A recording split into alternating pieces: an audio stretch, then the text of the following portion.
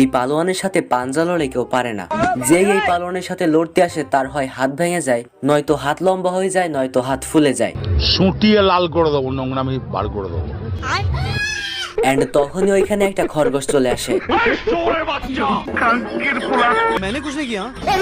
এবং লোকটা খরগোশকে পাঞ্জা লড়ার প্রস্তাব দেয়। এন্ড খরগোশ এতে রাজিও হয়ে যায়। শুরু হয়ে যায় খরগোশ এবং লোকটার পাঞ্জা লড়াই। খরগোশটা লোকটিকে বলে যে আমার সঙ্গে পাঞ্জা লড়বে ভালো কথা, তবে তার আগে ভালো করে হাত ধুয়ে নাও।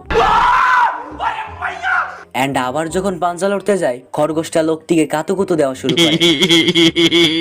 এদিকে লোকটা তখন রেগে গিয়ে নিজের জামা টেনে ছিঁড়ে ফেলে এবং আর যাতে কোনো প্রকার চালাকি না করতে পারে এই জন্য শেকল দিয়ে তাদের দুজনের হাত বেঁধে নেয়। আর শুরু হয়ে যায় দুজনের হাড্ডাহাড্ডি লড়াই। এন্ড তখনই পাশ থেকে একটা খরগোশ এসে বলে, अबे कौन है बे तू?